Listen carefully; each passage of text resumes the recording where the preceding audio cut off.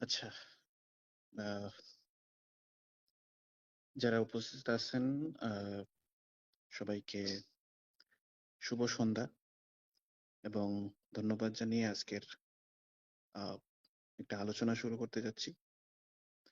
আজকের আলোচনার টপিক হচ্ছে দ্য সেপিয়েন্স বইটা থেকে। বইটার পুরো নাম হচ্ছে a brief history of mankind, the sapiens by Yuval Noah হারারি।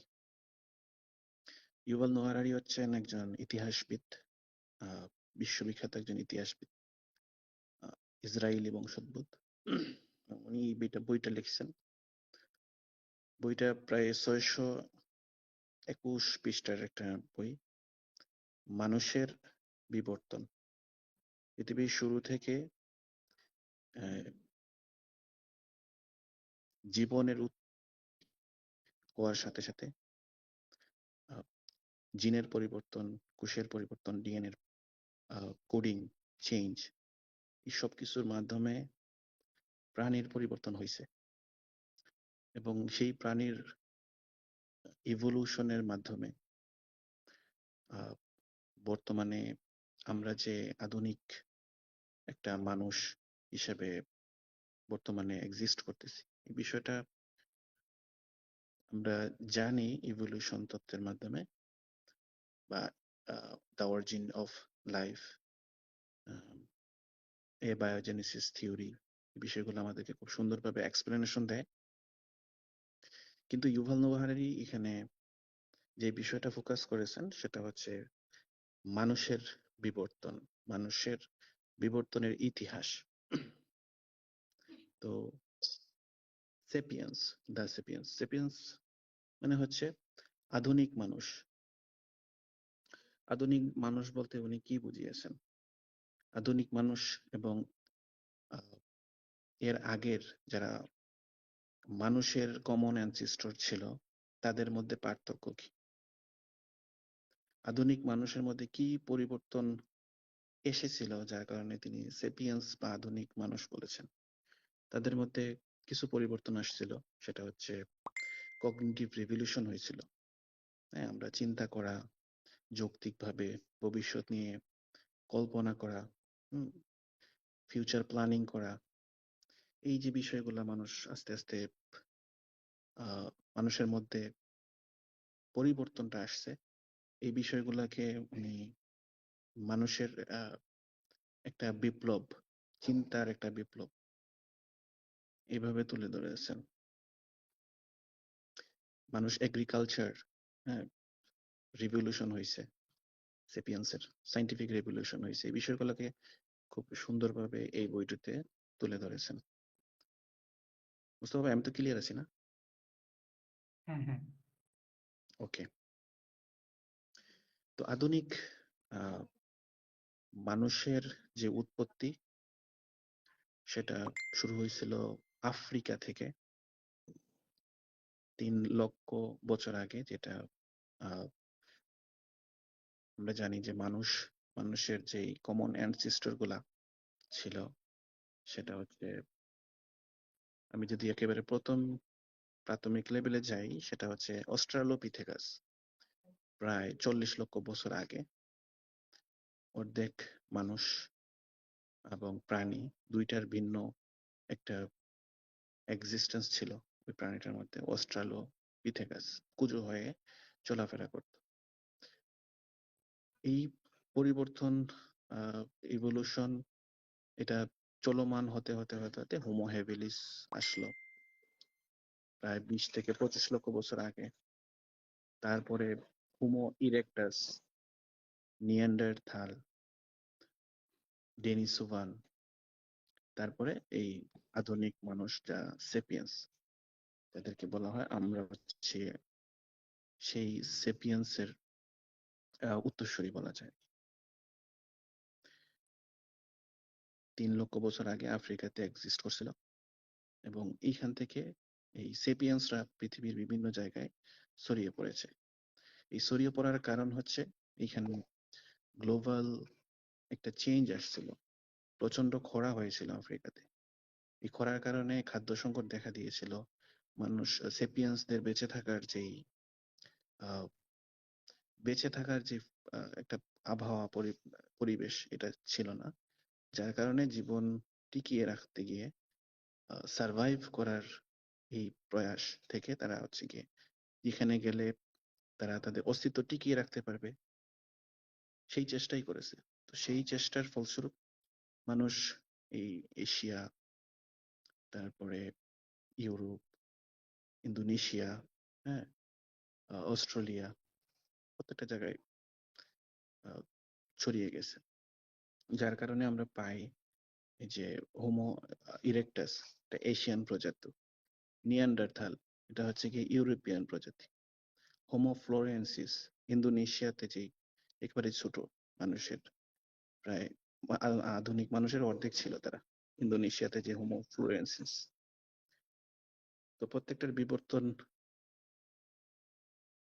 বিবর্তনের মাধ্যমে এই চেঞ্জিংটা আসছে, এবং জীবাশ্মের মাধ্যমে আমরা এই আহ, পরিবর্তনগুলো বুঝতে পারি। আমাদের কাছে যেই এভিডেন্স গুলো আছে এটা অবজারভেশন করে বুঝতে পারি যে যুগে যুগে কিভাবে পরিবর্তন আসছে মানুষের মধ্যে। এটা আহ, কিন্তু আমরা যে এখন বর্তমান মানুষ অন্যান্য প্রাণী থেকে একদম আলাদা, নোয়া হারারি উনি এটা বলছে যে আহ, এই যে মানুষ আসলে একটা সাধারণ প্রাণীদের মতোই বসবাস করতো একটা সময়। উনি বলেছে যে 1 লক্ষ বছর আগে যদি আম, আপনার এলিয়েন এই পৃথিবীতে আসতো তাহলে মানুষ এবং প্রাণীদের মধ্যে কোনো পার্থক্য খুঁজে পেত না। কারণ মানুষ এবং প্রাণীর মধ্যে কোনো আলাদা পার্থক্য ছিল না। এ, সাধারণ প্রাণীদের মতনই তারা জীবনযাপন করত। কিন্তু এই 1 লক্ষ বছর আহ, কি পরিবর্তন হলো, যার মাধ্যমে মানে এই পৃথিবীর কর্তৃত্ব মানুষ নিয়ে নিল অন্যান্য প্রাণী থেকে। কি এমন পরিবর্তনটা মানুষের মধ্যে আসলো, এইটা উনি খুব সুন্দর করে বলছিলেন আর কি। রেভলিউশন যেটা হয়েছে, উম, মানুষ চিন্তার যে বিকাশটা করছিল, কল্পনা করার যে বিকাশটা করছিল, ওই সময়টাতে খুব দ্রুত করছিল, 50 থেকে 70 হাজার এই সময়ের ভিতরে। এবং এই চিন্তার বিকাশ, কল্পনার বিকাশ, যেটা কগনিটিভ রেভলিউশন বলা বলা হয়, বিকাশই মানুষকে অন্য প্রাণী থেকে আলাদা করেছে। অন্য প্রাণী তাদের এই চিন্তা করার প্রসেসিং মাধ্যমে জায়গাটা ভাই আপনার নেটে করতে পারছে। প্রবলেম করতে।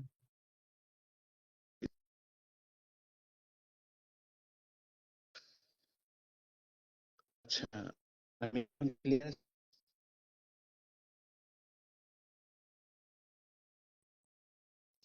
আছি, বের হয়ে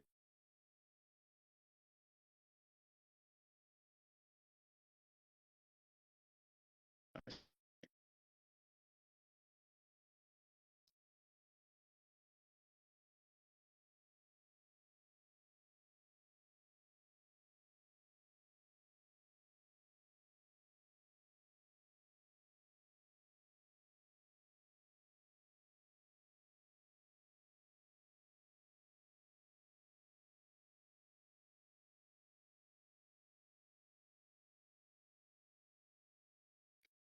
হ্যালো।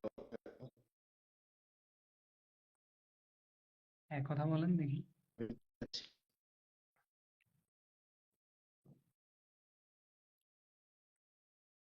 আচ্ছা, ডাটা ইউজ করলে একটু যেখানে ডাটা ভালো পায় সেখানে চাইলে ভালো হয়। আর ওয়াইফাই ইউজ করলে আপনি দেখেন কিভাবে ঠিক করতে পারেন।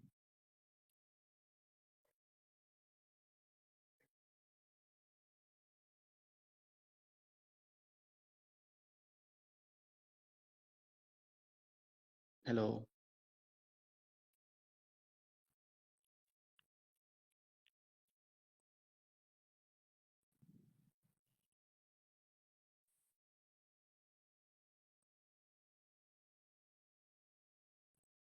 আচ্ছা, প্রবলেম নাই, আমি ভিডিও কাট করবো একটু। and আপনি তো ওয়াইফাই এর কাছে যাইলে নেটটা ভালো হতে পারে। এন্ড ওয়াইফাই এর ফুল নেটওয়ার্কটা রাখেন। আচ্ছা, আমি আমি কি ক্লিয়ার আছি? হ্যাঁ, এখন ক্লিয়ার মনে হচ্ছে।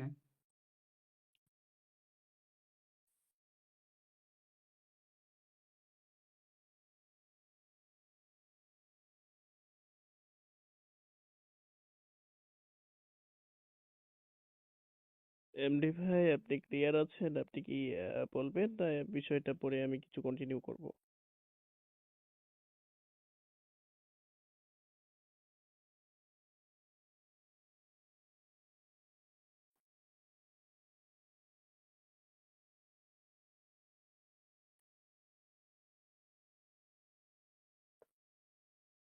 হ্যাঁ, বলেন দেখি। আচ্ছা, ঠিক আছে।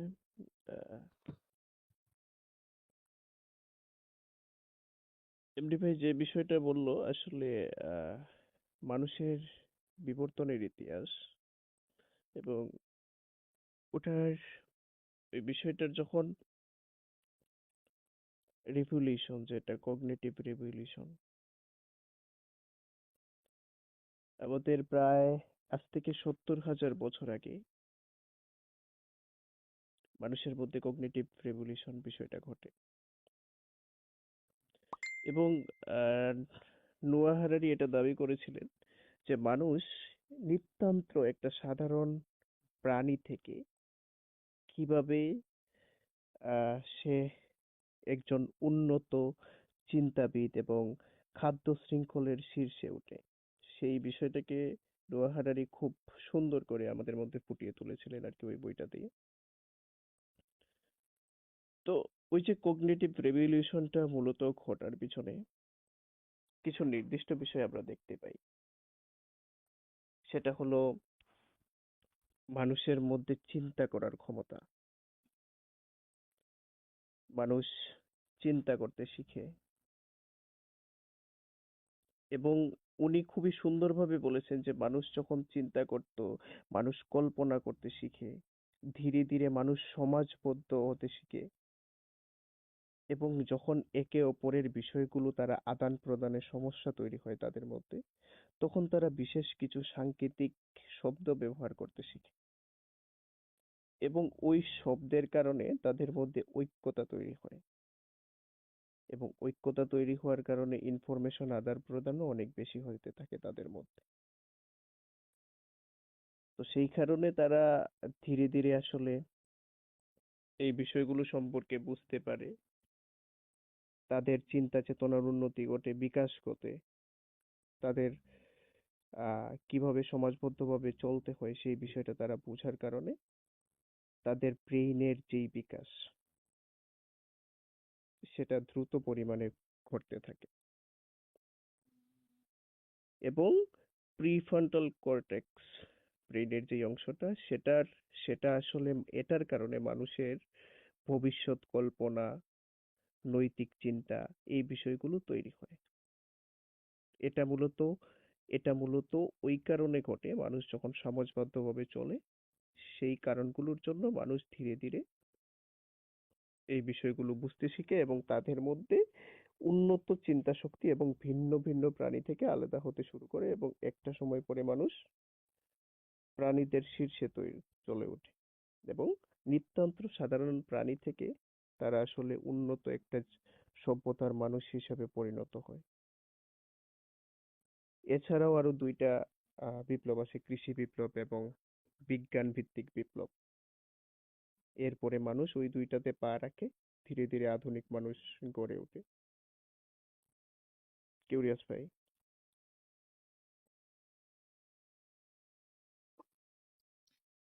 আহ ধন্যবাদ, খুব সুন্দর করে এরিস ভাই এটা কমপ্লিট করছেন। আমি ক্লিয়ার আছি?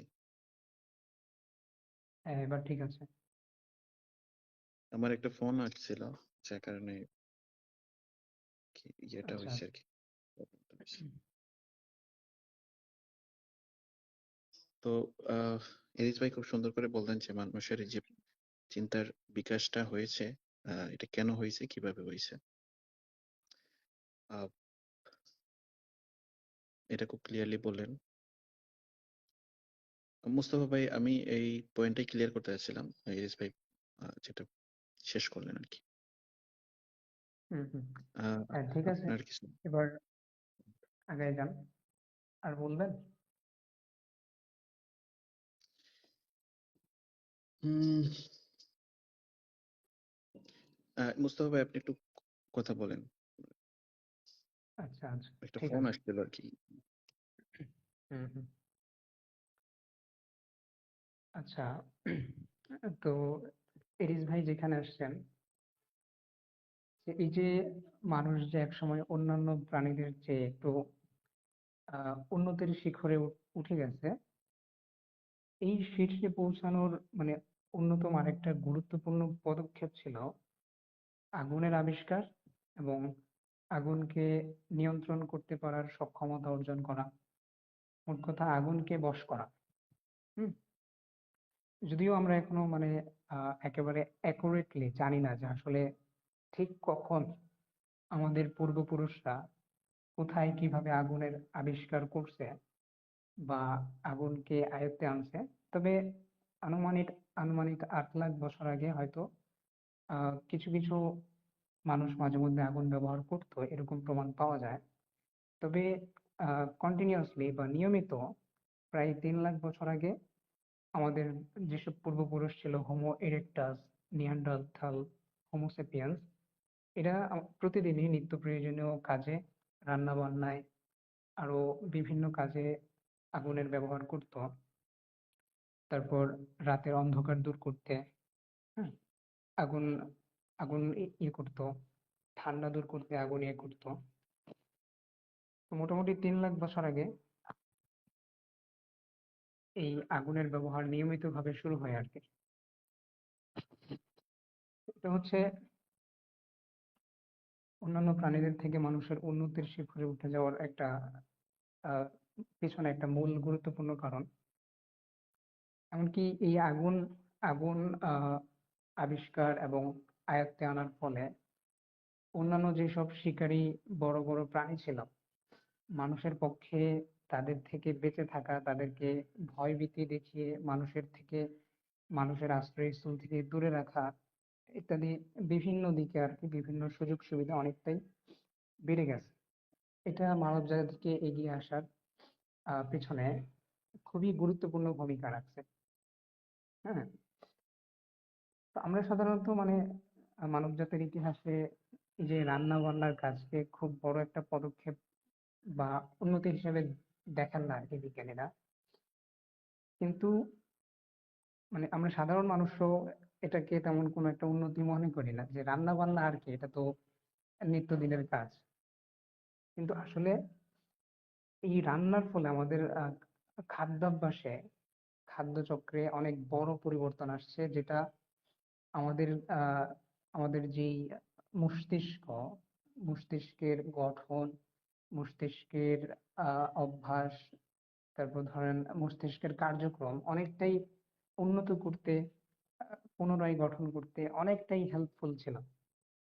হ্যাঁ, যেগুলো মানুষ রান্না করা ছাড়াই মানে খেয়ে হজম করতে পারতো না আগুনের ফলে, সেগুলো রান্না করে খেয়ে, হ্যাঁ, যখন আগুনের মাধ্যমে রান্না করে নতুন নতুন খাবার খাওয়া শুরু করলো, তখন এগুলো আমাদের ব্রেইন ডেভেলপ করতে খুবই ভূমিকা রাখছে। আরেকটা সুবিধা হচ্ছে রান্নার ফলে মানে খাবারের অনেক জীবাণু, পরজীবী, অণুজীবী থাকে কিন্তু।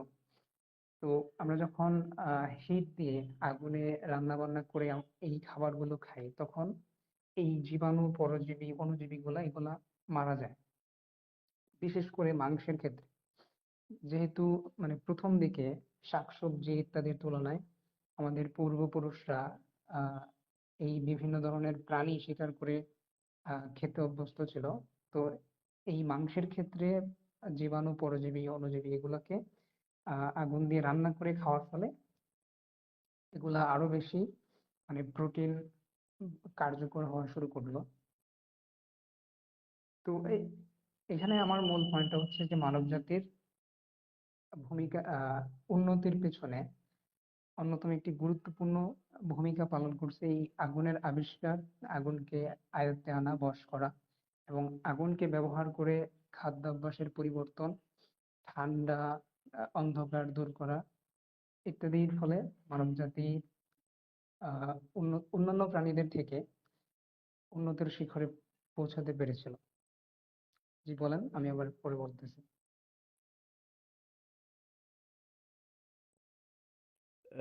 অসংখ্য ধন্যবাদ মুস্তফা ভাই। সুন্দর একটা পয়েন্ট তুলেছেন, এটা আমি ভুলে গিয়েছিলাম। আহ, আসলে আলোচনার মাঝখানে অনেক সময় অনেক বিষয় মনে থাকে না। তো হুম, এই নোয়াহ হারারির বইয়ের মধ্যে কিন্তু নোয়াহ হারারি একটা গল্প বলেছেন, খুবই সুন্দর। উনি একটা ব্যাখ্যা দিয়েছিলেন এরকম যে আহ যখন মানুষ আগুনকে আয়ত্ত করার ফলে মানুষের মধ্যে এবং অন্যান্য সাধারণ প্রাণীর মধ্যে কি পার্থক্য তৈরি হয়েছিল, সেই পার্থক্যটাকে ফুটিয়ে তোলার জন্য উনি খুবই সুন্দর একটা ব্যাখ্যা দিয়েছিলেন যে একটা ঈগল যখন আকাশে উড়ে, তো এই আকাশে উড়ার সময় কিছু বায়ু, গরম বা হট উষ্ণ বায়ু প্রবাহিত হয়। ওই বায়ু প্রবাহিত যখনই হয় এটা নেচারের উপর ডিপেন্ড করে। তো একটা হুম, হুম, হুম। ঈগল বা একটা পাখি যখন আকাশে দিয়ে উড়ে যায়, তখন ওই বায়ুটা যদি কোথাও রাস্তায় পড়ে, ওই ঈগলের যাতায়াতের পথে যদি, ঈগলের পথে যদি ওই বায়ুটা পড়ে, তখন ঈগল কি করে, তার ডানাটা ভাসিয়ে দেয় ওই বায়ুর উপর। তখন বায়ুর চাপে ঈগলটা কিছুদূর পর্যন্ত প্রকৃতির নিয়মে তার এনার্জি লস না করে সে কিন্তু যেতে পারে। উঠতে পারে, হ্যাঁ। এখন মানে একইভাবে, টানা হ্যাঁ, টানা না ঝাঁপিয়ে। হ্যাঁ, ডানাকে না ঝাপকিয়ে সে মানে কিছু জায়গা হলেও তার এনার্জি বেঁচে যায় এবং সে চলাচল করতে পারে। এখন মানুষের ক্ষেত্রে কি হয়, মানুষ এই যে আগুনের ব্যবহার শিখে এবং শিখার পরে মানুষ নেচারকে আয়ত্তে আনতে শুরু করে কিভাবে, যখনই তার আগুনের প্রয়োজন হয় সে কিন্তু নেচারের উপর ডিপেন্ডেন্ট থাকে না, নির্ভরশীল না। সে কি করে, হুম, নিজে থেকে আগুন তৈরি করে ফেলে। হ্যাঁ, নিজে থেকে আগুন তৈরি করে জ্বালায়, তারপর সে তার খাবার অভ্যাসগুলো করে। এবং এমনও বিষয় আছে যে মানুষ যখন দেখলো যে আগুন লাগার পরে শিকার খুবই দ্রুত একটা জঙ্গল ধ্বংস হয়ে যাচ্ছে এবং ওই জঙ্গলের যে পশু পাখিগুলো সেগুলো মরতে শুরু হচ্ছে, তখন কিন্তু তাদের শিকারের জন্য তাদের বেশি একটা পরিশ্রম করতে হতো না। তারা কি করতো, একটা নির্দিষ্ট অঞ্চলকে আগুন লাগিয়ে জ্বালিয়ে পুড়িয়ে দিত এবং ওই জায়গার পশু পাখিগুলো মরে যেত, তারা খুব সহজেই রান্না করা খাবার খেয়ে ফেলতে পারতো। হুম, হুম, হুম। এবং সেখানে সেখানে ওই খাবারগুলো খাওয়ার পরে তাদের পরিশ্রমের পরিমাণ কমে আসে এবং তখনকার সময়ে একটা একটা মানুষের যে পূর্ব মানে প্রজাতি আছে, হ্যাঁ, তাদের তাদের ব্রেইনের আয়তন প্রায় 600 ঘন ডেসিমিটার ছিল আনুমানিক। তা হুম, হুম, তখনকার দিনের একটা সাধারণ প্রাণীর থেকে কিছুটা বেশি ছিল। আর আজকে আমাদের মানুষের ব্রেইনের আয়তন প্রায় 1200 থেকে 1400 ঘন ডেসিমিটার। তো ওই যে ব্রেইন থেকে তাদের আজকের আমাদের ব্রেনের যে পার্থক্য, সেই পার্থক্যটার কারণ হচ্ছে এই যে শিকার করা মানুষ ধীরে ধীরে এনার্জি লুজ করা কমিয়ে দেয় এবং ব্রেইনের উপর প্রেসার দেয়। এবং যারা তখন ওই খাবারগুলো যে খাচ্ছিল, তখন ওই খাবার খাওয়ার কারণে তখন থেকে মানুষের ভিতরে ব্রেইনের শক্তি, ব্রেইনের যে একটা পাওয়ার সেটা বৃদ্ধি পেতে শুরু করে এবং ব্রেন কি করে, অতিরিক্ত এনার্জি চায়। যেমন আমাদের শরীরের আজকে প্রায় 20 থেকে 25% এনার্জি কিন্তু ব্রেইনের চলাচলের জন্য, সচল রাখার জন্য আমাদের শরীর ব্যবহার করে। এবং যখন মানুষের ব্রেনটা, যখন মানুষ সাধারণভাবে শিকার করতো না, একজন নিতান্ত সাধারণ প্রাণী ছিল, তখন কিন্তু ওই এনার্জি না পাওয়ার কারণে ব্রেনটা কিন্তু তুলনামূলকভাবে ছোট ছিল। তারা সহজে খাবার পেত না বা খুব পরিশ্রমী করে খাবার খেত এবং খুবই সামান্য বা কোনোদিন দেখা যেত শিকার করতে পারছে, কখনো করতে পারছে না, তো ওই এনার্জিটা ব্রেন পাচ্ছিল না। কিন্তু যখনই আগুনের ব্যবহারটা শুরু হয় তখন ওই মানুষগুলো এনার্জি পেতে শুরু করে, তারা এনার্জি এবং খাবার মানে সম্পূর্ণ ফুলফিল করতে পারছিল এবং ব্রেইন ওই এনার্জিটাকে ইচ্ছা মতো করে এবং নিজের স্বাভাবিকভাবে ব্যবহার করতে শুরু করে। এবং ব্রেইনের এই শক্তিটা, এনার্জিটা ব্যবহারের ফলে ধীরে ধীরে ব্রেইনের উপর মানুষ চিন্তাশীল, মানুষের জ্ঞানের যেই পরিধি বিস্তার, মানুষ কল্পনা করতে পারতো, ভাষার সাংকেতিক চিহ্ন ব্যবহার করতে পারতো, মানুষ কল্পনা করা শিখার কারণে তারা বিশ্বাস তৈরি হয়। এই বিষয়গুলো দেখা দেয় এবং সেখানে যদিও নোয়াহ হারারি এই বিষয়টাকে উল্লেখ করেননি, তবে সেখানে যদি বায়োলজিক্যাল ভাবে দেখা যায় তবে কিছু জিনগত বৈশিষ্ট্য দেখা যায় যে আমরা সেখানে কিছু জিন পাই, যে জিনগুলো আসলেই আমাদের ওই কগনিটিভ রেভলিউশনের জন্য বা ভাষা শেখার জন্য দায়ী। সেই জিনগুলোর কারণেও কিন্তু আমরা এই ভাষাগুলো বা এই যে আমরা চিন্তা করতাম, এই কারণগুলো কিছু কিছু বিষয় উল্লেখযোগ্য বা আলোচ্য ছিল যে হ্যাঁ, এটার কারণে আমরা এগুলো করতে পারছি। এবং এর এর হুম, মধ্যে কিছু একটা জিন যেমন যেটা ভাষা বা শেখার জন্য বোঝার জন্য দায়ী, সেটা হচ্ছে POXP2 জিন। এটা হতে পারে, বা জেনেটিক যে মিউটেশন আছে 70,000 বছর আগে, এগুলো কিছু কিছু মানে ভাবে যাই আর কি, আমরা যদি বায়োলজিতে যাই সেটাতে আমরা বুঝতে পারি। তো উনি সেটাকে সহজভাবেই বুঝিয়েছেন, আমরা ওই দিকেই নাই গেলাম। তো আমার এতটুকু মনে হয় মুস্তফা ভাই। ধন্যবাদ। হুম, হুম। আচ্ছা, রাজু ভাই। হ্যাঁ, অবশ্যই খুব সুন্দর। দুইজনের চমৎকার এগিয়ে যাচ্ছেন এই বিষয়ে, বইটা নিয়ে। আমি এখানে আহ, দুইটা বিষয় এড করতে চাই। এলিস ভাই যে ভাষার কথা বললেন, যে ভাষার সেপিয়ান্সদের মধ্যে ভাষার উৎপত্তি কিভাবে হয়েছে, এবং আহ, তাদের মধ্যে যে কাল্পনিক বিষয়গুলোর উৎপত্তি হয়েছে, এটা আমি একটু বলতে চাচ্ছি, টাচ করি বিষয়টা। যেমন প্রাণীরা হচ্ছে গিয়ে সংকেত দিতে পারে, বিপদ তারা বুঝতে পারে।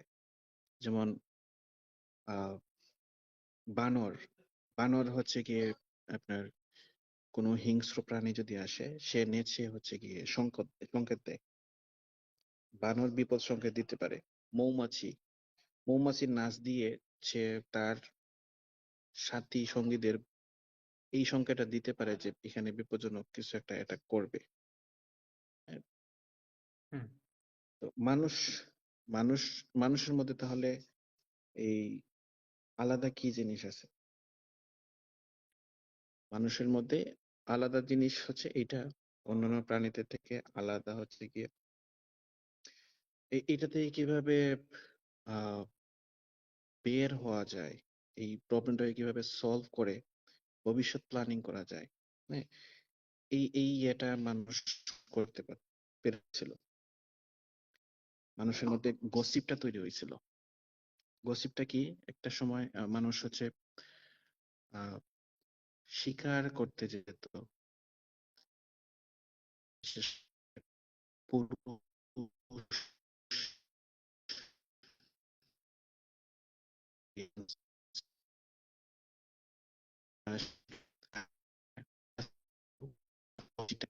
এরা আহরণ করে নিয়ে আসতো।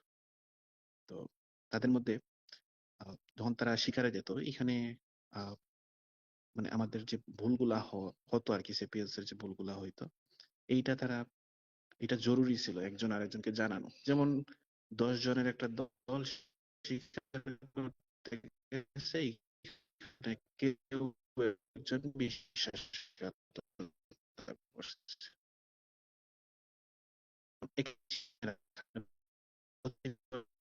এটা জরুরি ছিল, তখনই হচ্ছে গসিপটা তৈরি হয়েছে। মানুষ গসিপ করতে শিখেছিল। এই বইয়ের একটা হুম, গুরুত্বপূর্ণ একটা বিষয় যে গসিপ থিওরি, মানুষের গসিপ করার ক্ষমতা। আহ আমি যেটা শুরু করছিলাম এখন, মানুষের মধ্যে আলাদা কি জিনিস, মানুষের মধ্যে প্রাণীর থেকে আলাদা সবথেকে গুরু হচ্ছে গিয়ে কল্পনা করা। হ্যাঁ, হুম, প্রাণীরা চিন্তা করতে পারে, যে কোনো প্রাণী তার চিন্তা করার প্রক্রিয়া আছে, কিন্তু সে চিন্তা করে শুধুমাত্র বাস্তব জগৎ নিয়ে, অবজেক্ট নিয়ে, যেটা সে দেখে রিয়েলিটি, ওইটাই সে চিন্তা করতে পারে। কিন্তু মানুষের আলাদা বৈশিষ্ট্য হচ্ছে গিয়ে সে যেটা দেখে না, সেটা নিয়েও সে চিন্তা করতে পারে, ধারণা করতে পারে, কল্পনা করতে পারে। যেমন ধরুন সাপোজ সিংহ, হ্যাঁ, যে দেবতার এক্সিস্টেন্স নেই, পরে স্বর্গ এগুলার কোন রিয়েলিটি নাই। এটা মানুষ কল্পনা করেছে। আহ, এই যে বিষয় মানুষ মারা গেলে হচ্ছে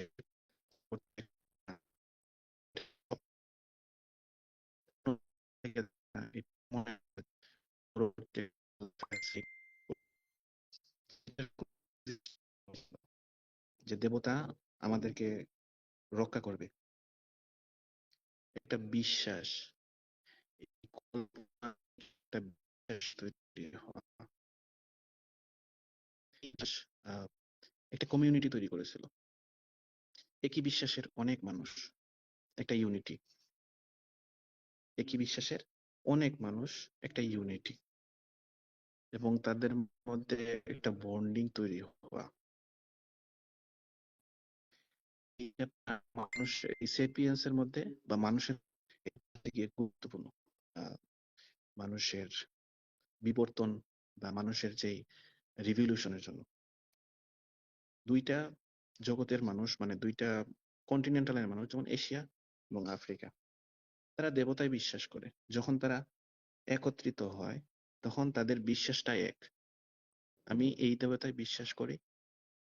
আফ্রিকা, এশিয়া এবং আফ্রিকা দুইটা একই দেবতায় বিশ্বাস করে। যখন তারা মিলিত হয় তখন বিশ্বাসের কারণে তাদের বন্ডিংটা হয়, মিলটা হয়, এবং এখানে একটা কমিউনিটি তৈরি হয়। কিন্তু শিম্পাঞ্জির ক্ষেত্রে বা অন্যান্য যে প্রাণীগুলো আছে তাদের ক্ষেত্রে দুইটা আহ প্রাণী যখন, নতুন প্রাণী যখন মিলিত হয় তারা তখন যুদ্ধ লেগে যায়। কারণ তাদের মধ্যে এই যে বিশ্বাস, কল্পনা, এগুলা নেই তাদের মধ্যে। হুম, যার কারণে তারা একে অপরকে শত্রু মনে করে। কিন্তু সেপিয়াস এর ক্ষেত্রে এটা শত্রু না, এই বিশ্বাসের কারণে তাদের মধ্যে আরো আন্তরিকতা তৈরি হতো, এবং ইউনিটির মাধ্যমে আহ, যেমন সেপিয়ান্স তো খুবই দুর্বল ছিল একটা সিংহের তুলনায়, একটা হাতির তুলনায়, একটা বাঘের তুলনায়, গরিলার তুলনায় খুবই দুর্বল, খুবই দুর্বল একটা প্রাণী।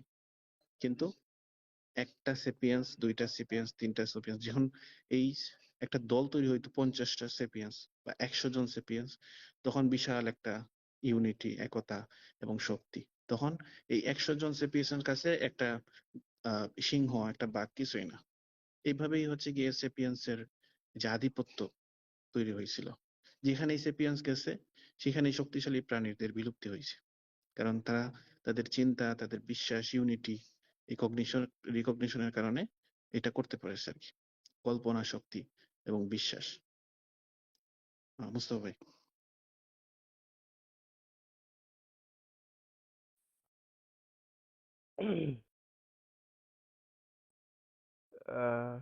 এমডি ভাই সুন্দর কথা বলেছেন। মুস্তফা ভাই কিছু বলতে চাইলে বলেন। আমি এখানে আরেকটা বিষয় বলতে চাই, সেটা হচ্ছে মানুষ যে এই কল্পনা, হ্যাঁ, মানুষের এই যে মস্তিষ্কের সাধারণ থেকে অসাধারণ একটা যাত্রা, এই যে একটা বিষয় এখানের মধ্যে একটা বিষয় আমরা লক্ষ্য করি যে মস্তিষ্কটা বড় হওয়ার কারণে, মানুষ চিন্তা করার কারণে, মস্তিষ্কের কি কোনো আমরা মস্তিষ্ককে বড় বা চিন্তাশীল করার কারণে আমরা কোনো কিছু কি হারিয়েছি? নোয়াহ হারারি এখানে কি বলেন? তো উনি একটা বিষয়ে উল্লেখ করেছেন যে মস্তিষ্কের মাসুল একটা 40 কেজি ওজনের, যদি আপনি দেখেন যে আহ, একটা 40 কেজি ওজনের স্তন্যপায়ী প্রাণীর একটা যে মস্তিষ্ক, সেই তুলনায় আমাদের দেহের তুলনায় আমাদের যে মস্তিষ্ক, সেটা তুলনামূলকভাবে অনেক অনেক বড়। এবং সেই বিষয়টাকে কেন্দ্র করে নোয়া হারারি বলেছেন যে যখন মস্তিষ্কের যখন বিকাশ ঘটে তখন মানুষের মধ্যে আহ ধীরে ধীরে কিছু বিষয় লক্ষ্য করা যায়, যে শারীরিক দুর্বলতা। কারণ শারীরিক পেশিকে শক্তিশালী এবং আপনি স্ট্রং হওয়ার ক্ষেত্রে শরীরের এনার্জি বেশি প্রয়োজন। যখন মস্তিষ্কটা আমাদের ধীরে ধীরে বৃদ্ধি পায় বা বড় হয়, তখন শরীরের খাবারের যে একটা এনার্জি, সেই এনার্জিটা মস্তিষ্ককে সচল রাখার ক্ষেত্রে আসলে ব্যবহার হতো বেশি। যে মস্তিষ্কটাকে সচল রাখতে গেলে খাবারের যেই শক্তির উৎস সেটা ব্যবহার হতো মস্তিষ্কের ক্ষেত্রে বেশি করে। সেই কারণে শরীরকে শক্তিশালী বা পেশিবহুল রাখার ক্ষেত্রে আমরা আমরা অনেক জায়গায় হয়ে গেছে। আমরা অনেক জায়গায় দুর্বল। আমরা শারীরিকভাবেও অনেক অক্ষমতা, হ্যাঁ? রোগের বিষয়টা এগুলো তুলনামূলকভাবে আমরা বেশি হয় মানুষের ক্ষেত্রে। তো নোয়াহ হারারি এই জায়গায় বলেন যে বড় ব্রেইনের জন্য আমরা শুধু আমরা শুধু উপকৃত হয়েছি তা নয়, আমরা এর জন্য বৃহৎ মাসুলও দিয়েছি। এটা উনি দাবি করেন। ধন্যবাদ কিউরিয়াস ভাই, মুস্তাফা ভাই, বলেন কিছু।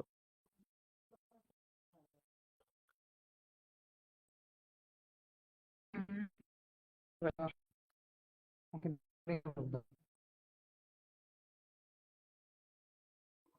আপনারা বলেন, আমি একটু একটা আচ্ছা, চ্যাপ্টার পড়ে নিই। এতক্ষণ আমরা হচ্ছে গিয়ে অনেক ফার্স্ট যে সিচুয়েশন ছিল সেপিয়েন্সের এই বিষয়গুলো নিয়ে আলোচনা করলাম। এখন আমি কৃষি বিপ্লব নিয়ে একটু টাচ করি। হ্যাঁ, খুবই গুরুত্বপূর্ণ বিষয় যে কৃষি বিপ্লব কেন এখানে তিনি তুলে নিয়ে আসলেন। এই কৃষি বিপ্লবের আগে হচ্ছে মানুষ ছিল শিকারের উপর নির্ভরশীল। গাছ, ফল, মূল, তারপরে হচ্ছে এই কাইন্ড অফ ভেজিটেবলস যেগুলো আছে এগুলার উপর নির্ভরশীল। এগুলা যদি পাইতো সেগুলাই খেয়ে তাদের জীবন ধারণ করত।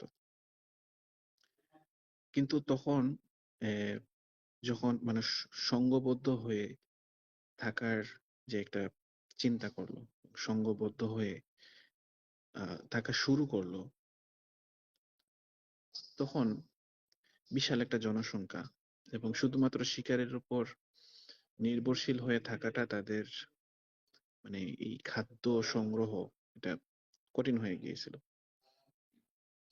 তখন এই যে কৃষি চিন্তাটা আসলো যে কিভাবে এই যে এরিস ভাই যেটা বললো যে প্রকৃতিকে নিয়ন্ত্রণ আনার যে একটা প্রয়াস, অন্যান্য প্রাণীরা প্রকৃতিকে নিয়ন্ত্রণ আনার ক্ষেত্রে তারা তাদের লেক আছে, কিন্তু সেপিয়েন্সরা হচ্ছে এই তাদের এই রিভলিউশনটা হয়েছে যেমন আগুনের মাধ্যমে আহ, আগুনের ব্যবহার, তারপরে পাথরের ব্যবহার, পাথর দিয়ে আসবাবপত্র বা প্রয়োজনীয় যে জিনিসপত্র তৈরি করার যে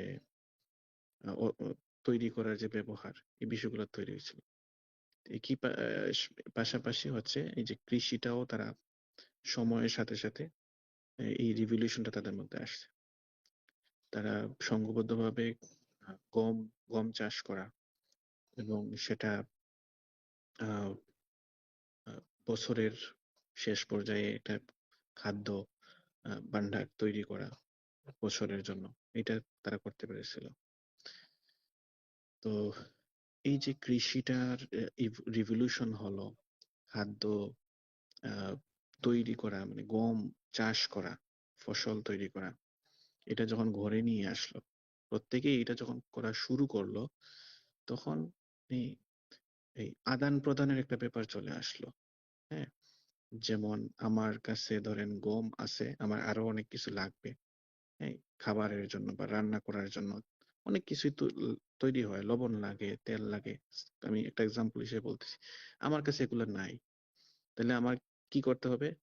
এমন কারো কাছে যেতে হবে যার কাছে এটা আছে, তার কাছে এই আহ, সামগ্রীগুলো আছে, তার কাছে নিয়ে আসলাম। তখন এটার হচ্ছে গিয়ে বিনিময়টা কিভাবে হবে? এই বিনিময়টা হচ্ছে গিয়ে আমি তাকে গম দিব, সে আমার যে প্রয়োজন খাদ্যটা সে আমাকে সেটা দিবে। এইরকম একটা বিনিময় তৈরি হলো কৃষি বিপ্লবের মাধ্যমে, মানুষের মধ্যে এই বিনিময়টা তৈরি হলো। কিন্তু সমস্যাটা তখনই হলো যে এই বিনিময়টা কিভাবে হবে, মানদণ্ডটা কি, বিনিময়ের মানদণ্ডটা কি। তো আমরা মেসোপটেমীয় সভ্যতার ভৌগোলিক অবস্থানের যে সুমেরীয় সব থেকে প্রাচীন, সেইখানে আমরা দেখি যে কোনো ধর্মীয় বা দেবতাদের আহ, কথা লেখা নেই। এখানে আছে কিছু হিসাব নিকাশের কথা। যেমন গমের বিনিময়ে কেউ হচ্ছে গিয়ে আহ, তাকে অন্য খাবার দিবে। হ্যাঁ, শিকারের বিনিময়ে গম দিবে, গমের বিনিময়ে শিকার দিবে, কতটুকু দিবে, কি পরিমাণ দিবে, এই ধরনের ক্যালকুলেশন আমরা পাই। উম, তো এই যে শুরুটা হয়েছে কৃষি বিপ্লবের মাধ্যমে, মানুষের আহ, একটা কাইন্ড অফ সভ্যতা তৈরি হওয়া, বিশ্বাস তৈরি হওয়া, এবং আহ, একটা দেবতা, দেবতার প্রতি বিশ্বাস, সামাজিকভাবে একটা রুলস রেগুলেশন তৈরি করা, এভাবেই আসলে মূলত আহ ধর্মের উৎপত্তিটা হয়। কৃষি বিপ্লবের পর থেকে মানুষের একতাবদ্ধ হয়ে থাকা, সমাজবদ্ধ হয়ে থাকা, একটা বিশ্বাসের মধ্যে থাকা, রুলস রেগুলেশন তৈরি হওয়া, বিনিময়ের একটা আহ, হিসাব তৈরি হওয়া, সবকিছুর মাধ্যমেই কিন্তু একটা বিশ্বাস এবং একটা সভ্যতা উৎপত্তি হয়েছিল। যাই হোক, বলেন। হ্যাঁ, 3 বছরে 123 বস্তা বার্লি, রাইট। এরিস ভাই, এখানে কিছু অ্যাড করতে চাইলে অ্যাড করতে পারেন। আর আহ, আজকে আর বেশি লম্বা করব না। আজকে যেহেতু শুরু করছি, আহ, সামনের দিকে আরো যদি করতে হয় আমরা এই বিষয়ে আলোচনা করব। বেশি লম্বা দীর্ঘায়িত করব না। হ্যাঁ, বলেন এরিস। এই কৃষি কৃষি বিপ্লব যেটা নোয়া হ্যারারি বলেছেন, এটা উনি দাবি করেছে ওনার মতে যে আজ থেকে প্রায় 10,000 বছর আগে এটার সূত্রপাত ঘটে। এবং ওনার একটা লাইন আমি কৃষি বিপ্লবের জায়গাতে খুবই, মানে আমি নিজে ব্যক্তিগতভাবে আমাকে চিন্তায় এবং গভীরভাবে চিন্তা করতে বাধ্য করেছে যে মানুষ গমকে গৃহপালিত করেনি, গম মানুষকে গৃহপালিত করেছে। এই যে একটা লাইন, যে আপনি কিন্তু চাল কিংবা ধান কিংবা গম যেই বিষয়টাই বলেন, এটার প্রতি আপনি নির্ভরশীল না। গম আপনাকে নির্ভরশীল করেছে, বা গম আপনাকে, বা আমরা যেমন বলি আমরা কি এখন প্রযুক্তির দাস। উনি এরকম কথা অনেক জায়গায় বলছে, প্রযুক্তিকে কি আপনি চালনা করতেছেন নাকি প্রযুক্তির আপনি দাস। এই বিষয়টা তিনি কৃষি বিপ্লবে এইভাবে বলছেন যে গম মানুষকে গৃহপালিত করেনি, মানুষ গমকে গৃহপালিত করেনি, কিন্তু গম মানুষকে গৃহপালিত করেছে। তো এই একটা সুন্দর লাইন উনি বলেছিলেন ওই জায়গাতে। আসলে আহ, যখন কৃষি বিপ্লব শুরু হয় তখন মানুষ স্থায়ীভাবে জীবনযাপন শুরু করে। তখন ওনাদের আর ওই শিকারী জীবন কাটাতে হতো না। হুম। স্থায়ীভাবে জীবনযাপন করার ফলে একটা অঞ্চল এবং একটা সাম্রাজ্য এই বিষয়টার দিকে প্রবণতা বৃদ্ধি পায় যে ওই অঞ্চলটা এদের আওতায় বা অধীনে, এবং স্থায়ী জায়গায় থাকতে থাকতে তাদের ভিতরে সেখান থেকে আরো যুক্তি, বুদ্ধি এগুলো বাড়ানো, উৎপত্তি বেশি করে হতে থাকে। এবং এই কৃষির ফলে, চাষবাসের ফলে মানুষের খাবারের দেখা দেয় যে খাবার, অফুরন্ত খাবার তারা পায় প্রথম দিকে, উর্বর জমি, হ্যাঁ। তো খাবারের একটা সংকট যে দেখতো সেটা তাদের থাকতো না। তার ফলে বংশবৃদ্ধি, হ্যাঁ, এই বিষয়টা প্রচুর পরিমাণে বাড়তে থাকে। বংশবৃদ্ধি বাড়ে এবং জনসমাগম বেশি হতে থাকে, তাদের পপুলেশন বৃদ্ধি পায়। তো এটার ফলে যখন কোনো রোগ জীবাণু আসতো, হ্যাঁ, যখন রোগ জীবাণু বা এরকম কিছু দেখা দিত, তখন এই জায়গার অনেক মানুষ সংক্রমিত হতো। এটা হচ্ছে তখনকার সময়ের একটা বড় সমস্যা। কারণ তখন মানুষ উন্নত প্রযুক্তি, মেডিসিন এই বিষয়টার দিকে ঝুঁকে পড়ে। তো তাদের ভিতরে সংক্রমণ বিষয়টা বেশি করে।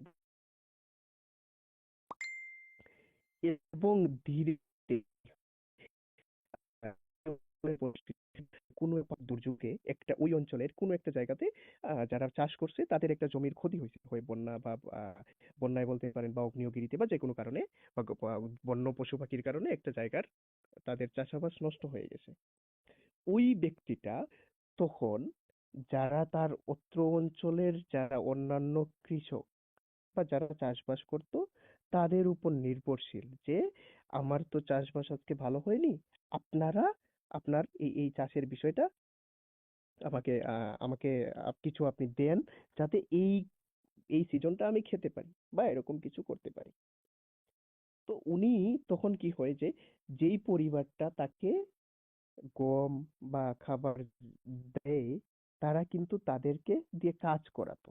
এই শ্রমিক ব্যবস্থা বা স্লেভার বিষয়টা এখান থেকে কিছুটা আমরা দেখতে পাই যে এটার উৎপত্তি এইভাবে হতে শুরু হয় যে আমি আপনাকে খাবার দেবো, আপনার জমির তো ধানটা নষ্ট হয়ে গেছে, তো আপনি এখন আমাকে এইভাবে এই কাজগুলো করে দেন, আমি আপনাকে দিচ্ছি। তো ধীরে ধীরে ওইখান থেকে ধনী গরিব বিভাজন, হ্যাঁ, এই বিষয়টা শুরু হয় এবং একটা সময় জমিতে মালিকানাধীন তৈরি হয় যে এই অঞ্চলটা আমার, আমি এখানে চাষ করব। এবং যারা ওই মালিকানাধীন জমির বেশি পরিমাণ জমি যাদের কাছে ঠিক থাকতো, তারা প্রাকৃতিক দুর্যোগে যে পরের বছর ধান হবে, গম হবে কিনা, বার্লি হবে কিনা এই বিষয়ে চিন্তা করে তাদের একটা ঘরের ভিতর তারা মানে সঞ্চয় করে রাখতো তাদের খাবারগুলো। এইখান থেকে বিভাজনটা বৃদ্ধি পায়, ধনী গরিব এবং পুঁজিবাদের যেই বিষয়টা আমরা সেখানে লক্ষ্য করি। তো নোয়া হারারি এই কথাটা বলছেন যে কৃষি বিপ্লব আসলেই কি আমাদের জীবনে ভালো এবং উন্নতির দিকে বয়ে নিয়ে গেছে, নাকি কৃষি বিপ্লব আমাদের জীবনের অভিশাপ? এটা কি অভিশাপের বিষয়, নাকি এটা আহ অভিশাপ না, এটা আমাদের জীবনের ভালো এবং সৎ উদ্দেশ্য? এখানে উনি প্রশ্নবিদ্ধ এবং উনি যতটুকু সম্ভব এটাকে অভিশাপ বলেই আখ্যায়িত করেছেন। সেটার ফলে আমরা দেখতে পারি যে আজকের দিনের এই ধনী গরিব, হ্যাঁ, পুঁজিবাদীর বিষয়, তারপরে এই যে শ্রমিক শ্রেণী, এই বিষয়গুলো আমরা লক্ষ্য করতে পারি। তো উনি মূলত এটাকে দাবি করছেন কৃষি বিপ্লবের সাথেই এটা সম্পর্ক সম্পর্কযুক্ত এবং সম্পূর্ণ কৃষি বিপ্লব থেকেই এটার সূচনা হয়েছে। আজকের আধুনিক সমাজ থেকে আমরা ওই কৃষি বিপ্লব পর্যন্ত যদি তাকাই। ধন্যবাদ এমডি ভাই, আমার এই বিষয়টা বলার ছিল, আমি বললাম। মাশাআল্লাহ, খুব সুন্দর ছিল। আমি এই অধ্যায়টাই পড়তেছিলাম। আচ্ছা আচ্ছা, তাহলে কিছু এড করতে চাইলে করতে পারেন। ও, ওকে, থ্যাংক ইউ। হ্যাঁ, এটা এই অধ্যায়ের শুরুতেই প্রশ্ন তুলেছেন যে কৃষি বিপ্লব কি আসলে মানুষের জন্য আশীর্বাদ ছিল নাকি অভিশাপ। তো একটা দিক থেকে আসলে কৃষির মাধ্যমে মানুষের সভ্যতা এগিয়ে গেছে, আমরা বর্তমান যুগে আসছি। কৃষি বিপ্লব না হলে হয়তো, বা আমরা যেই বিপ্লবগুলো পার করে এই বর্তমান আধুনিক সভ্যতায় আসছি, তার মধ্যে কৃষি কৃষি বিপ্লব অন্যতম একটা। তো এই বিপ্লবগুলো না হলে হয়তো আমরা আজকে এই এই জায়গায় থাকতাম না। কিন্তু অন্যদিকে প্রশ্ন হচ্ছে যে কৃষির মাধ্যমে মানুষের সভ্যতা এগিয়ে আসছে ঠিকই, কিন্তু আহ এই কৃষি কৃষি বিপ্লব, কৃষি ব্যবস্থা মানুষের স্বাধীনতা কেড়ে নিয়েছে। যখন আমাদের পূর্বপুরুষরা মানে শিকারী সংগ্রাহক ছিল, শিকার করে জীবনযাপন করত, তখন তারা কৃষি ব্যবস্থার চাইতে অনেকটাই স্বাধীন ছিল।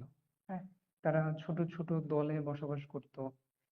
প্রকৃতির কাজের চাপ ছিল অনেক কম, খাদ্যাভ্যাস ছিল বৈচিত্র্যময়, মানে খাইয়ে চলত। কিন্তু প্রায় 10,000 বছর আগে যখন কৃষি বিপ্লবের শুরু হয়, তখন এই পরিস্থিতি পুরোটাই বদলে যায়। মানুষ তখন আর ছোট ছোট দলে আহ এখানে সেখানে যাযাবরের মতো ঘুরে ফিরে বসবাস করে না। মানুষ স্থায়ীভাবে বসবাস করা শুরু করে, জমি চাষবাস করা শুরু করে, বীজ বপন করে এই ফসল আবার পাহারা দিতে হয়। তো এই সব মিলিয়ে মানুষের কাজের পরিমাণ বহু গুণে বেড়ে গেছে। আগে যেখানে মানে কয়েক ঘন্টা কাজেই জীবন চলতো, একবার শিকার করলেই আহ ধরেন নিশ্চিত, আজকের খাদ্য নিশ্চিত। তো এখানে এখন দেখা যাচ্ছে যে এই কৃষি বিপ্লবের ফলে মানুষের কাজের চাপ প্রচুর বেড়ে গেছে। হ্যাঁ, তো দেখা যাচ্ছে যে আসলে কৃষি বিপ্লব মানুষের খাদ্যের নিরাপত্তা দিলেও যে খাদ্য নিয়ে আর তেমন কোনো চিন্তা নাই। আমরা আহ জমি চাষ করলে ফসল ফলাইলেই আমরা ফসল পাবো, খাইতে পাবো। এই খাদ্যের নিরাপত্তা দিলেও সাথে সাথে নতুন কিছু সমস্যাও আনছে। মানে দুই দিকেই প্রভাব আছে। একদিকে যেমন আহ সুবিধা দিছে, আরেকদিকে সমস্যাও দিছে। এই খাদ্যের নিরাপত্তার ফলে মানুষ তখন আহ তখন ধরেন সন্তান সন্ততিও জন্ম দিত বেশি করে। এর ফলে জনসংখ্যা খুব দ্রুত বৃদ্ধি পাইছে। তারপর মানুষের মধ্যে খুব খুব দ্রুত রোগ ব্যাধি ছড়ায় পড়তো। তারপর সামাজিক একটা বৈষম্য ছিল, যুদ্ধ সংঘাত বেড়ে গেছে। মানুষ আহ, মানুষ যেহেতু বেড়ে গেছে, সৈন্য বেড়ে গেছে। তো এই শিকারী মানুষ যে রকমটা পরিবেশের উপর নির্ভরশীল ছিল, এই কৃষক মানুষরা পরিবেশকেই বদলে দিতে শুরু করছে। এই বন জঙ্গল কেটে উজাড় করে জমি বানানো, মানে ফসলের ক্ষেত বানানো, প্রাণীদের পোষ বানানো, প্রাকৃতির স্বাভাবিক ভারসাম্যই নষ্ট করে দিচ্ছে তারা। আর সবচেয়ে গুরুত্বপূর্ণ বিষয় হলো সেগুলো এই যে কৃষি ব্যবস্থাটা মানুষকে আসলে, মানে উনি যেভাবে বলছেন, মানুষকে জমির সাথে বেঁধে ফেলছে। এই যে ইনোসেন্ট ভাই প্রথমে যেটা বলে শুরু করছিলেন যে আসলে মানুষ, এই যে কৃষি ব্যবস্থা, এটা কি মানুষ কি আহ উনি যেভাবে কথাটা বলছিল আর কি, তো মানুষ আর আগের মতো আর স্বাধীন নাই। আগের মতো স্বাধীনভাবে ঘুরে ফিরে শিকারী সংগ্রাম ভাবে চলতে পারলো না। জমি ঘর বাড়ি ফসল এসবের দায় দায়িত্ব তাকে এক জায়গায় আটকে দিল। আহ স্থায়ী বসবাস করতে হচ্ছে। এখন এখন আর আগের মতো যাযাবর জীবনযাপন করলে হয় না। তো এই কারণে ইউval নোহা হারারি বিপ্লবকে প্রগতির একটা ফাঁদ বলে আখ্যায়িত করেছেন। মানুষ ভাবছিল যে সে প্রকৃতিকে জয় করে ফেলছে, কিন্তু শেষ পর্যন্ত সে নিজেই হয়ে গেল নিজের তৈরি ব্যবস্থার বন্দী। এক অর্থে মানে কৃষকের কারাগারে কৃষক নিজেই বন্দী। ধন্যবাদ। এই ছিল আমার ইনপুট। অসংখ্য ধন্যবাদ মুস্তফা ভাই। সুন্দর করে আপনি কিন্তু এক্সপ্লেনেশন দিচ্ছেন। আমার খুবই ভালো লাগতেছে যে হঠাৎ করে আপনি এই বিষয়টা নিয়ে কথা বলছেন, কিন্তু এত সুন্দর করে বলতেছেন, আমার অসম্ভব ভালো লাগতেছে। হালকা একটু টাচ দেই, যেমন শিকারী সমাজ এবং কৃষি সমাজ। কৃষি আহ সমাজের আগে যে শিকারী মানুষ ছিল, তারা শিকার করত হুম, এবং বিভিন্ন ধরনের খাবার তারা সন্ধানে যেত। বিভিন্ন খাবার শিকারের সন্ধানে, ফল ফ্রুটের সন্ধানে তারা যেত। এটা উনি এইভাবে তুলে ধরছেন যে কৃষির আগের যে সমাজটা, সেই সমাজের মানুষের কর্ম করার যেই সময়টা ছিল খুবই কম। তাদের শিকার করতে যেত, শিকার পেয়ে যেত, তারা চলে আসতো। এটা 3 থেকে 4 ঘন্টা। ফল ফল ফল ফ্রুট নিয়ে আসার জন্য যেত, ফল ফ্রুট পেয়ে গেছে, চলে আসতো। তাদের আর মানে অতিরিক্ত যে নিয়ে আসতে হবে, আহ, ভান্ডার খাদ্য ভান্ডার তৈরি করতে হবে, এই ধরনের কোনো আহ, তাদের চাহিদা ছিল না। তো সেই দিক থেকে তিনি বলছেন যে আগের কৃষি বিপ্লবের আগের মানুষরা স্বাধীন ছিল। তারা কম কাজ করত, পরিবারকে সময় দিত, আহ, তাদের বন্ধু বা আত্মীয় বা সঙ্গীদের সময় দিত, তারা প্রচুর খেলাধুলা করত, একটা সুখী জীবন যাপন করত। কারণ আহ, তাদের এক্সট্রা কোনো চাহিদা ছিল না। যতটুকু চাহিদা ততটুকু যোগান তারা পেয়ে যেত, যার কারণে তাদের আহ, আর কোনো চিন্তা ছিল না, দুশ্চিন্তা ছিল না। এইভাবে আর কি উনি তুলে ধরছেন। এবং তাদের মধ্যে অসমতা ছিল না। শিকার করতে সবাই যেত এবং সবাই ফিরে আসতো। সবারই সমানভাবে গুরুত্ব দেওয়া হতো।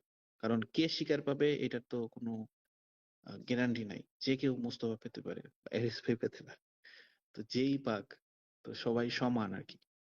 সমানভাবে সবাইকেই দেখা হতো। তাদের মধ্যে কোনো অসমতা, বৈষম্য এই বিষয়গুলো ছিল না।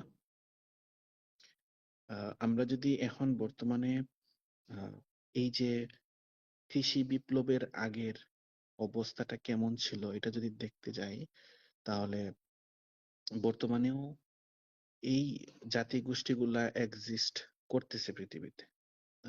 আপনি যদি তানজানিয়ার হাডজাব জনগোষ্ঠীর যে অ্যাক্টিভিটি গুলো দেখেন, তারা সম্পূর্ণভাবে শিকারের উপর নির্ভরশীল। তারা কৃষি কাজে কৃষির উপর নির্ভরশীল না, তারা সম্পূর্ণ শিকারের উপর নির্ভরশীল। দল বেঁধে শিকার করতে যায়, শিকার পায়, চলে আসে।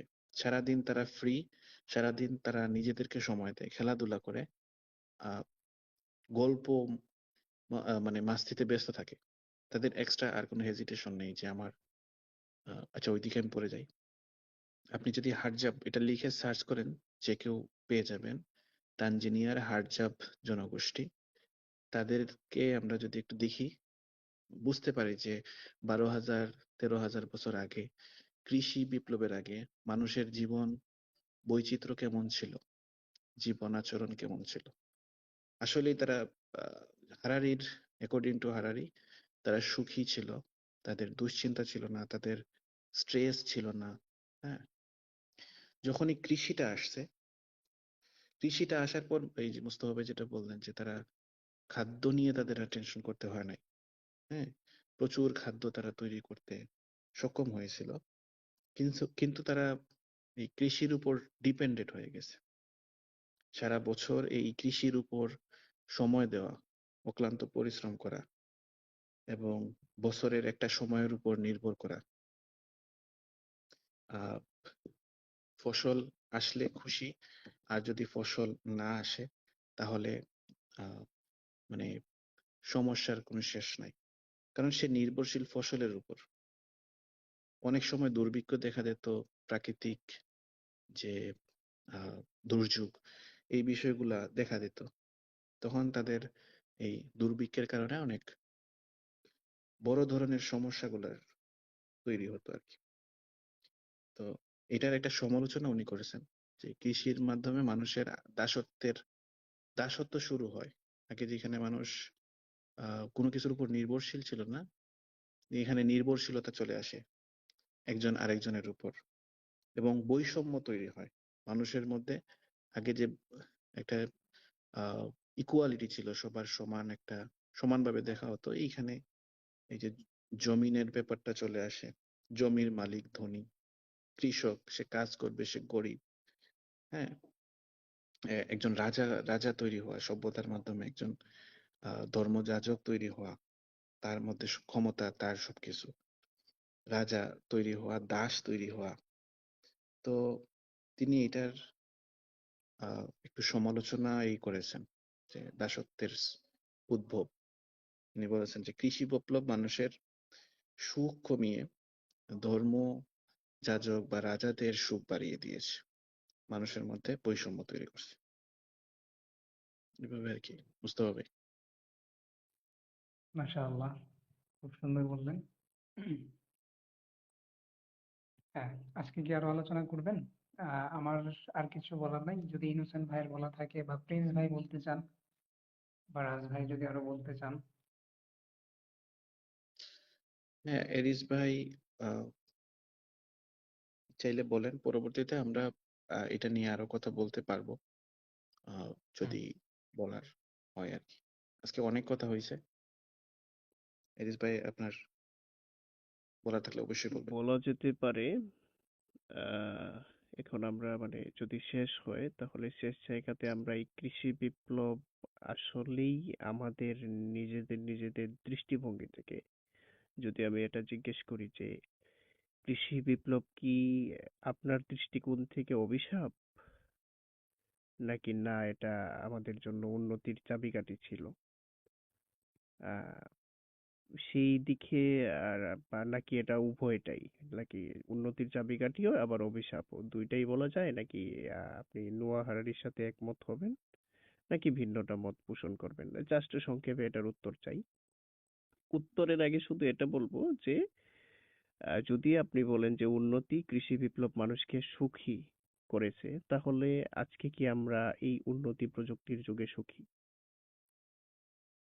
এতটুকু হুম, এই বিষয়টা ক্লিয়ার করে আমরা আলোচনা শেষ করতে পারি। হুম। আচ্ছা, আসলে আমাদের এই ন্যাচারাল সিস্টেম, এই প্রকৃতিটাই এরকম যে আহ, যেমন মেডিসিন, যে কোনো মেডিসিনের এটা যেমন রোগ প্রতিরোধ করে, আবার এটার কিছু সাইড এফেক্টও থাকে। তো আমাদের প্রাকৃতিক সিস্টেম, আমাদের আহ, সমাজ, মানব সভ্যতা এমন ভাবেই গড়ে গড়ে উঠছে যে এই কৃষি বিপ্লবের মাধ্যমে আমরা যেমন সুবিধা অনেক পাইছি, সেরকম কিছু অসুবিধা সমস্যাও আমাদের জীবনে যুক্ত হয়েছে। যেমন কৃষির কারণে এই যে যারা বেশি ফসল ফলাতে পারবে, হ্যাঁ, আর যারা কম ফসল ফলাতে পারবে, এসব নিয়ে মানুষের মধ্যে একটা বৈষম্য। যদিও এটা কৃষি বিপ্লবের ফলাফল, তবে আমরা চাইলে এগুলাকে নিয়ন্ত্রণ করতে পারি। আমরা চাইলে সবাই মিলেমিশে চলতে পারি। আবার এটা ঠিক আছে যে কৃষি বিপ্লবের কারণে আহ, যেহেতু মানুষ আহ, খাদ্যের নিরাপত্তার কারণে বেশি বেশি সন্তান উৎপাদন করতে শুরু করছে, তখন তখন থেকে জনসংখ্যা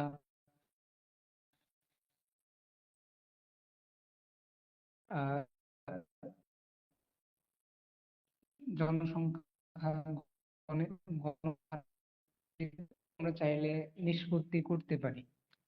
অসুখ বিসুখ বলেন, আমরা চাইলে মেডিসিন আবিষ্কার করে নিয়ন্ত্রণ করতে পারি। মোট কথা হচ্ছে কৃষি বিপ্লবের সাথে সাথে আমাদের জীবনে যেই সকল সমস্যাগুলো এসেছে সেগুলো আমরা নিষ্পত্তি করতে পারি। কিন্তু যেহেতু কৃষি বিপ্লব, অবশ্যই আমি বলবো যে কৃষি বিপ্লব মানব সভ্যতা এগিয়ে আসার, বর্তমান আধুনিক যুগে আসার পেছনে কৃষি বিপ্লবের অবশ্যই অনেক বড় একটা ভূমিকা আছে। না হলে হয়তো আমরা এখনো আমাদের প্রাচীন পূর্বপুরুষদের মতো বন জঙ্গলে ঘুরে বেড়াতাম, গুহায় গুহায় বসবাস করতাম, প্রাণী, পাখি, মাছ, ফলমূল ইত্যাদি সংগ্রহ করে জীবনযাপন করতাম। হয়তো আরো উন্নত হতো। তবে কৃষি বিপ্লবের ফলে পরবর্তীতে এই যে আমাদের যে একটা স্থায়ী বসবাস এবং অন্য অন্য দিকে মনোযোগ দেওয়ার সুযোগ, সবকিছুই মূলত বৃদ্ধি পাইছে। তো আমার মতে দুইটাই, যে কৃষি বিপ্লব যেমন আমাদের জীবনে কিছু সমস্যা আনছে, তবে সমস্যার চাইতে সুবিধাই বেশি দিছে।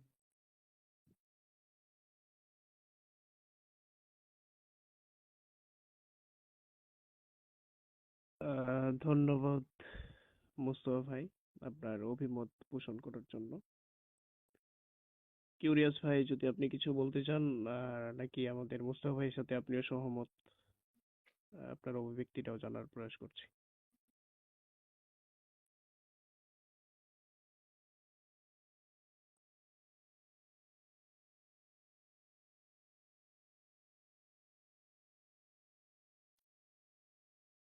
ব্যস্ত আছে মনে হচ্ছে।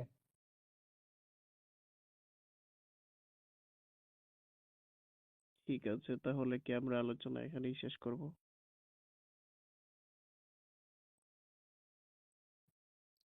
হুম, আজ ভাই দেখে আসো।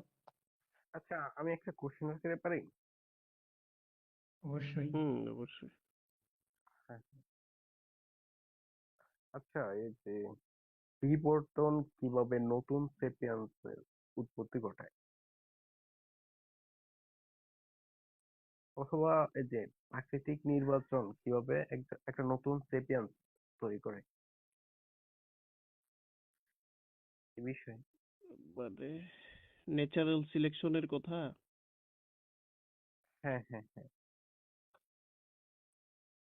ন্যাচারাল সিলেকশনের বিষয়টা হয় যে সার্ভাইভাল অফ দ্য ফিটেস্ট একটা বিষয় আছে আর কি, যে এক্সাম্পলটা যে কোনো ভাবে দেওয়া যায়, অনেকগুলো এক্সাম্পল আছে। মুস্তফা ভাই কি বলবেন এই বিষয়ে নাকি আমি বলবো? বলেন, যদি ইনপুট থাকে বলবো। ওকে, মানে বিষয়টা হলো ন্যাচারাল সিলেকশন এবং সার্ভাইভাল অফ দ্য ফিটেস্ট দুইটা বিষয় এখানে ইয়ে করে। যে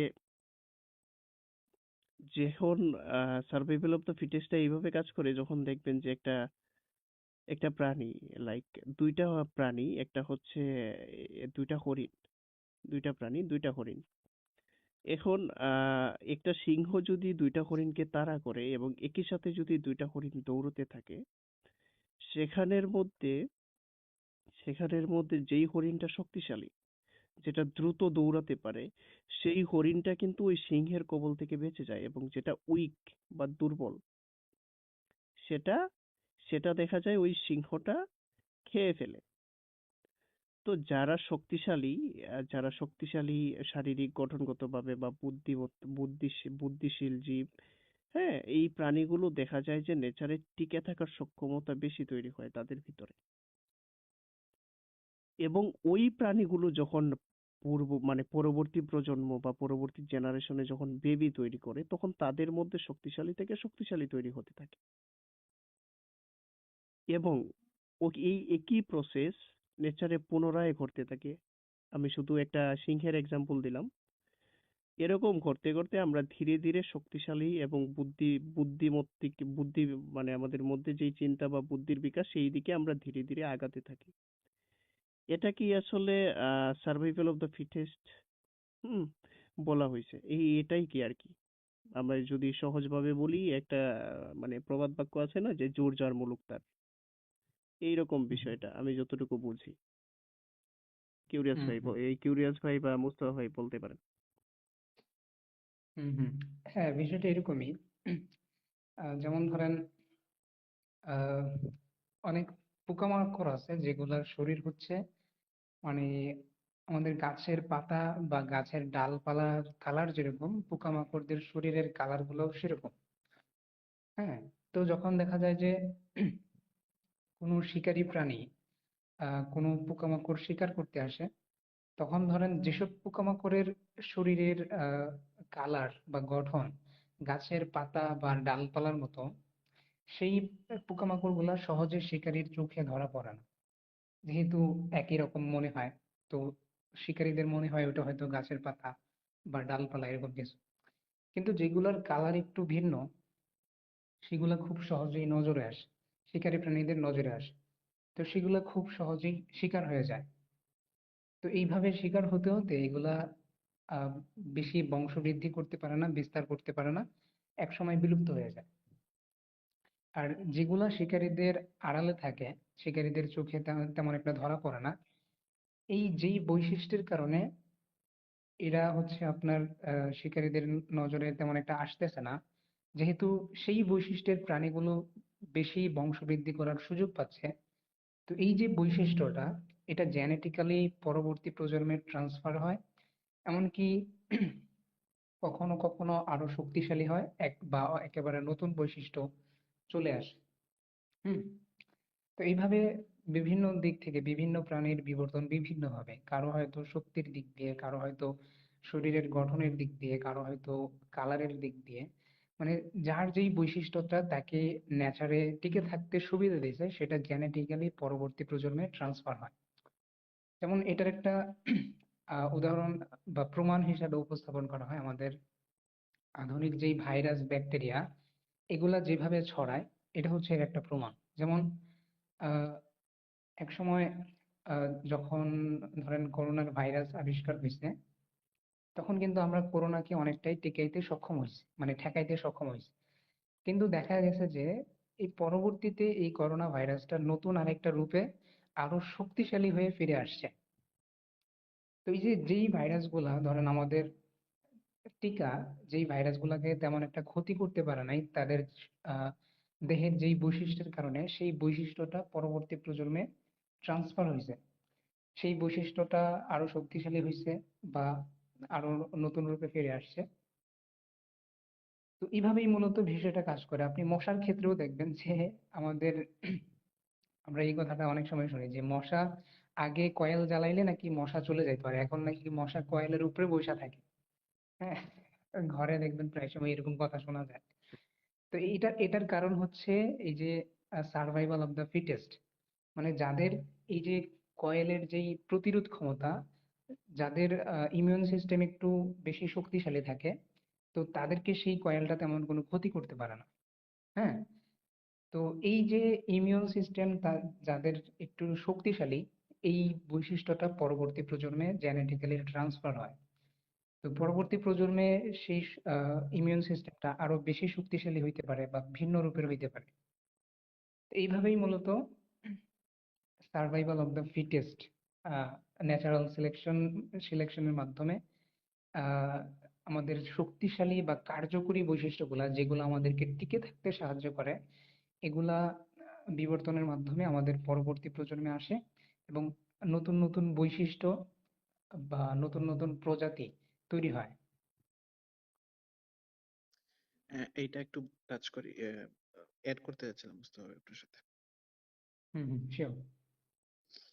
আহ, যেই এতক্ষণ যে কথাটা বলছেন এটা ন্যাচারাল সিলেকশনের বিষয়টা আর কি, যে এই প্রাণীরা যে হারিয়ে যায় কেন, ন্যাচারাল সিলেকশনের এই উদাহরণটা দিলে আর একটু সুন্দর হয়। যেমন আহ, 4টা ব্যাঙের বাচ্চা, হ্যাঁ, একটা ঘাসের মধ্যে তারা আছে, সবুজ ঘাস। 3টা ব্যাঙ হুম, হচ্ছে বাদামি, একটা ব্যাঙ হচ্ছে সবুজ। পাশ দিয়ে একটা সাপ যাচ্ছে, সাপের চোখে খুব স্বাভাবিকভাবেই এই যে বাদামি বাদামি গুলা রঙের চোখ। যে 3টা ব্যাঙ সেটা চোখে পড়বে, এবং হুম, সবুজ রঙের ব্যাঙটাকে সে চোখে দেখবে না, কারণ ঘাসের সাথে সে মিলিয়ে গেছে।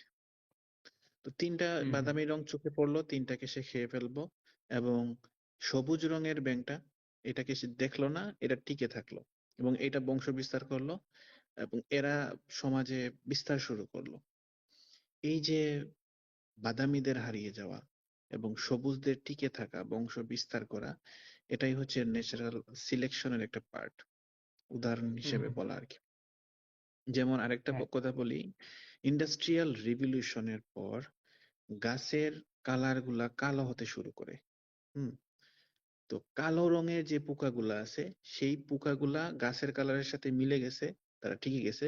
ভিন্ন রঙের পোকাগুলা খুব স্বাভাবিকভাবে শিকারীর চোখে পড়ে এবং তারা হারিয়ে গেছে।